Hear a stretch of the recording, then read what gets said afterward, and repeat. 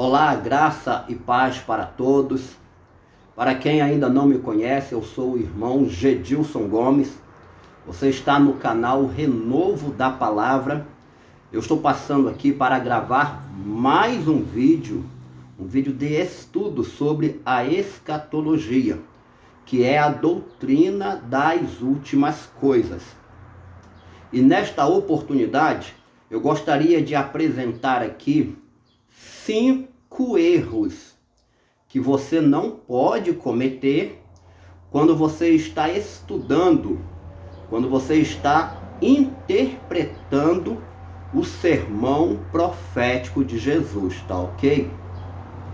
Porém, antes de eu trazer aqui a relação dos 5 erros, eu gostaria de pedir a você, fica comigo até o final deste vídeo, e se no final você gostar do nosso conteúdo, não se esqueça de deixar o seu joinha, porque assim o YouTube compreende que o conteúdo é bom, é relevante e recomenda este vídeo para outras pessoas também assistirem, tá ok? O irmão Gedilson fica muito agradecido a todos. Vamos lá. Primeiramente, por que você precisa conhecer esses erros e evitar de fazê-los? Gente, porque a escatologia bíblica é como um grande quebra-cabeças.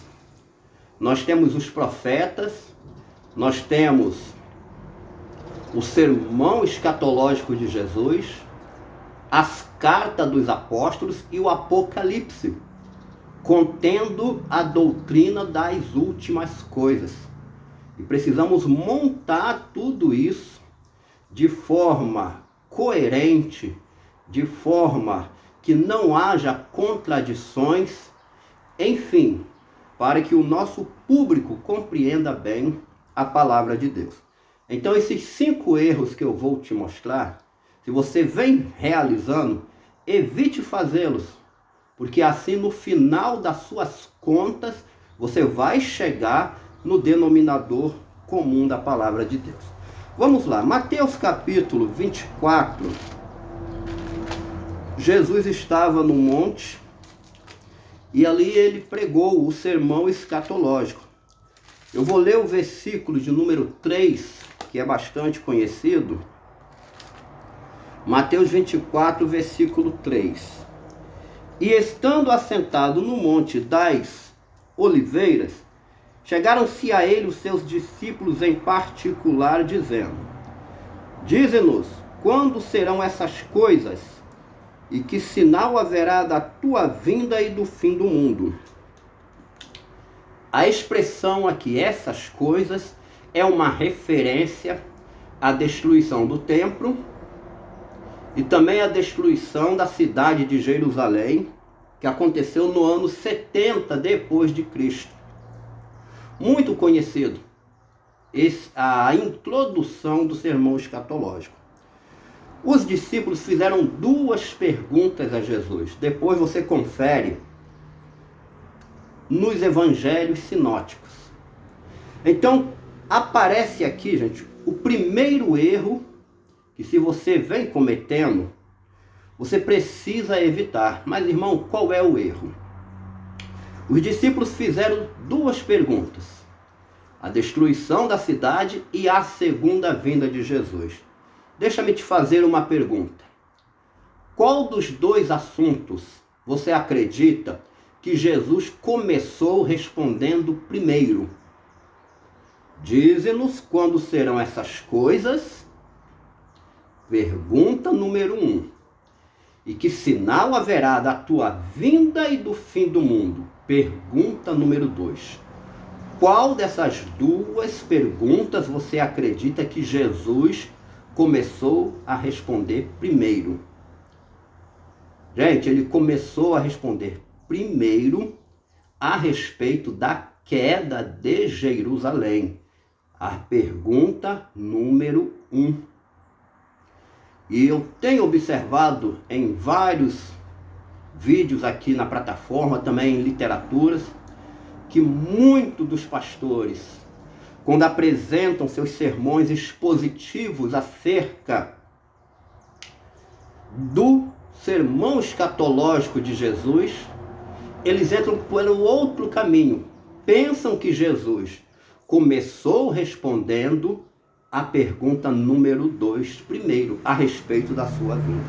Para me ser mais exato, dentro do que eu estou te passando, sabe onde Jesus fala abertamente da sua segunda vinda? No versículo de número 30, também no capítulo 24 de Mateus.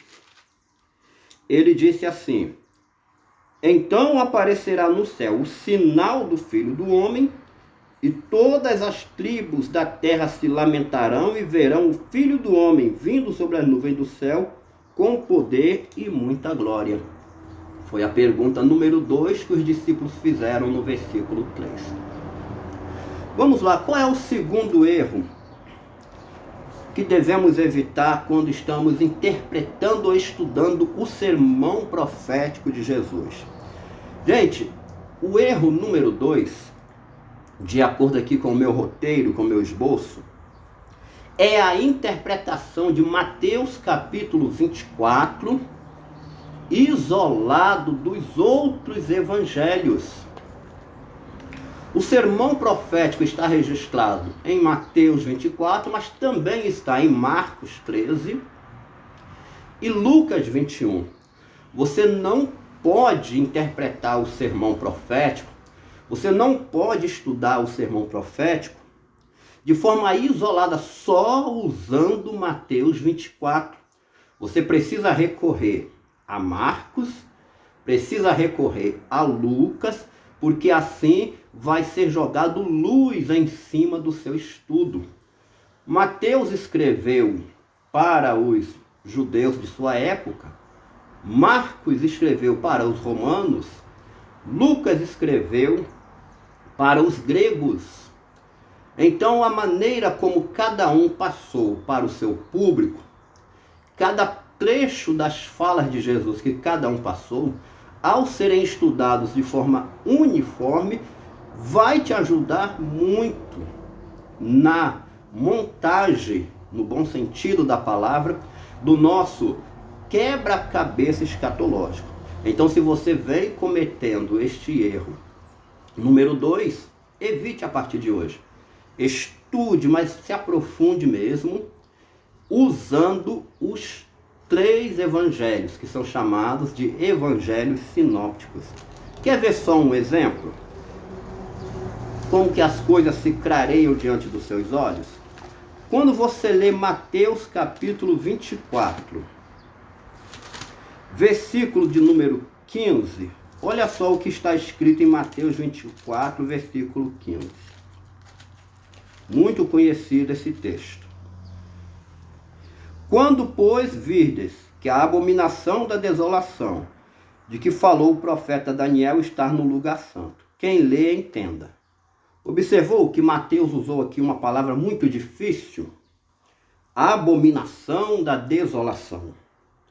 O público de Mateus, que era um público judaico, eles entenderam com muita facilidade sobre o que Mateus estava falando. Mas como o público de Lucas não tinha tanto conhecimento das falas judaicas, Lucas usou outro termo. Olha só, o mesmo assunto na versão de Lucas. Capítulo 21, versículo 20. Mas quando virdes Jerusalém cercada de exércitos, sabei então que é chegada a sua desolação. Lucas usou o termo Jerusalém cercada de exércitos. Então a abominação da desolação, escrita por Mateus, na realidade, traduzido ou interpretado por Lucas, nós sabemos que foi o exército romano que cercou Jerusalém no primeiro século. Percebeu por que você não pode ficar focado só em um evangelho? Logo, este daí é o segundo erro que todo estudante, todo intérprete do sermão profético deve evitar. Ficar apenas com Mateus, mas abra o leque, Marcos e Lucas também. Isso vai te ajudar muito. na interpretação do sermão profético.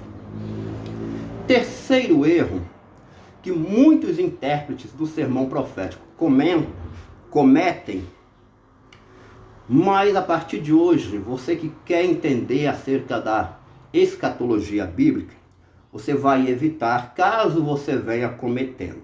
Terceiro erro é interpretar o sermão profético de Jesus, mas não se aprofundar na queda de Jerusalém que aconteceu no ano 70 depois de Cristo, que está presente no sermão profético. Eu tenho visto muitos pastores, quando interpretam o sermão escatológico de Jesus, usam apenas a seguinte frase: olha, não ficará pedra sobre pedra que não seja derribada. Isso já se cumpriu lá no ano 70, o general Tito derrubou. Ponto. Isso é um grave erro.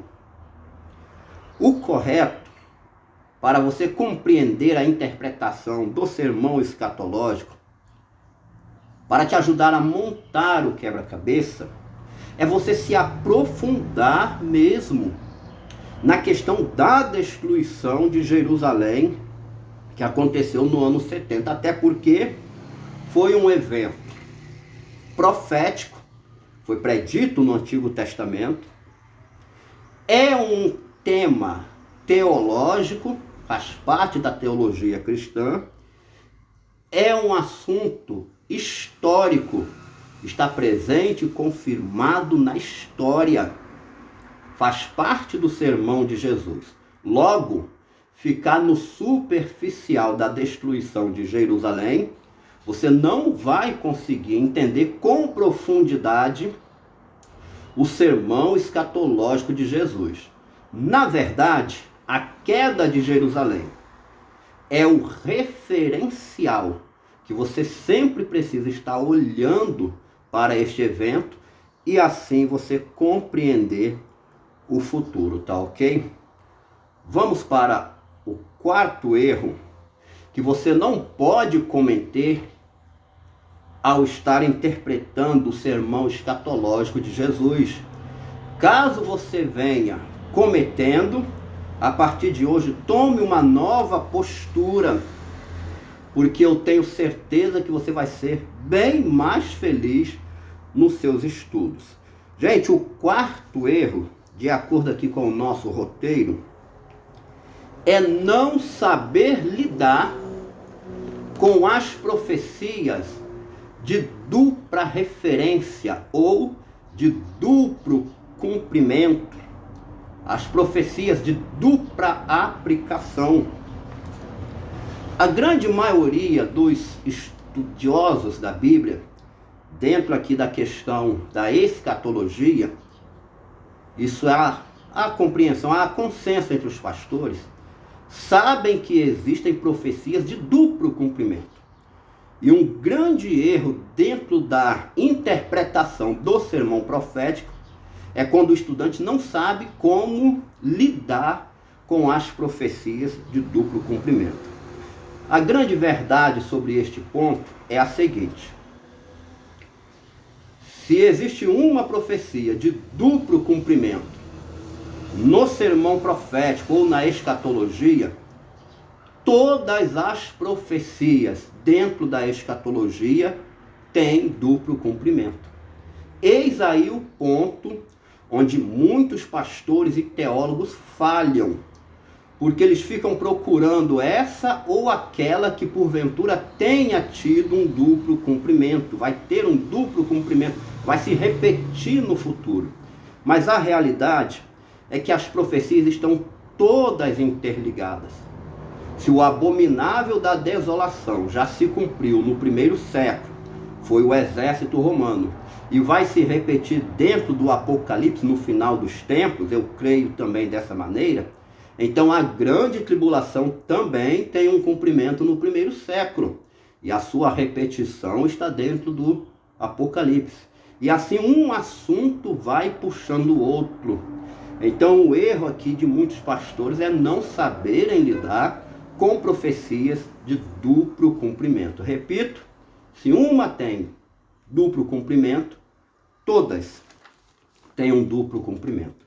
Agora, para finalizar o nosso vídeo, esse eu tenho como o principal erro que acontece na interpretação, no estudo do sermão profético de Jesus.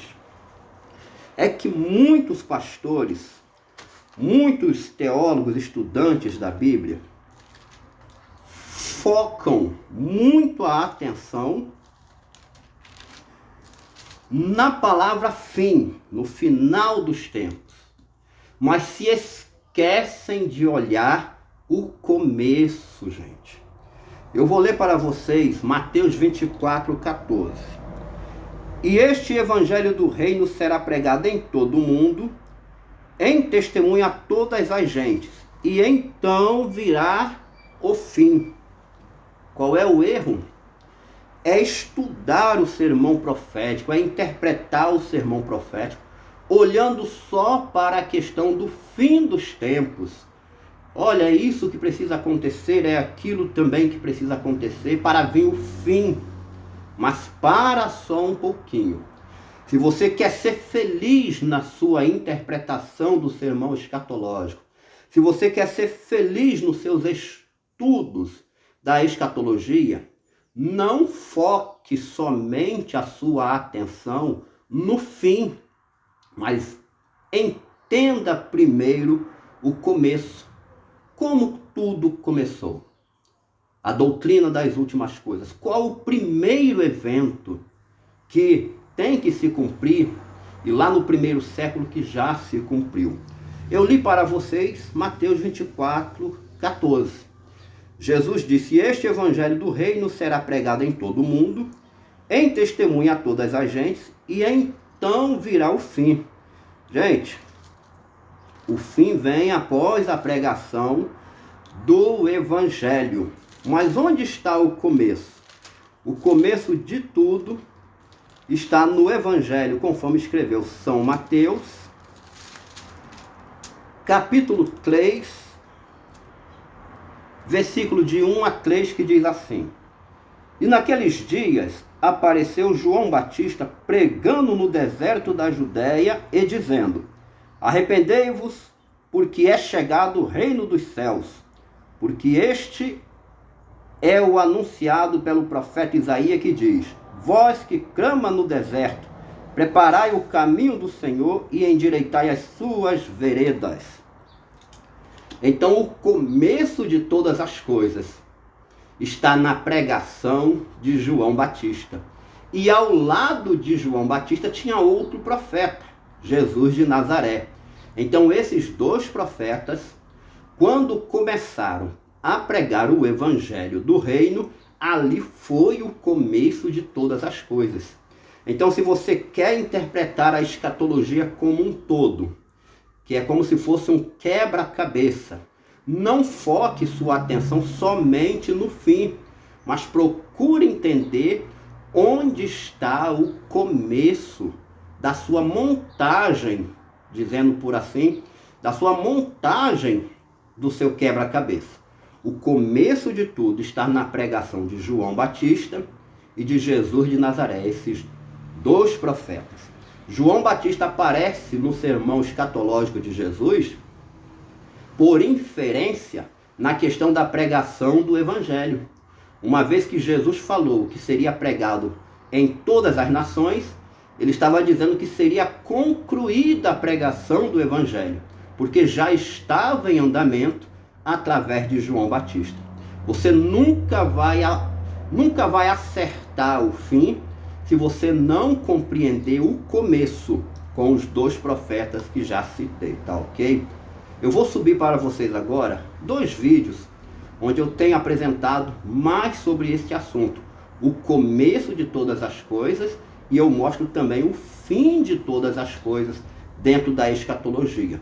Eu envolvo João Batista e Jesus de Nazaré no sermão profético no primeiro século e mostro também dentro do livro de Apocalipse, exatamente para te ajudar a compreender perfeitamente a linha do tempo da escatologia bíblica. No mais, eu quero agradecer a você por estar vendo mais um vídeo aqui no nosso canal. E se algum desses erros você tem cometido e reconheceu como erro, deixa aqui embaixo nos comentários, tá ok? Vai ser uma satisfação interagir com vocês. No mais, eu agradeço a todos. Como sempre digo, Maranata, muito obrigado e até o próximo vídeo, se Deus quiser.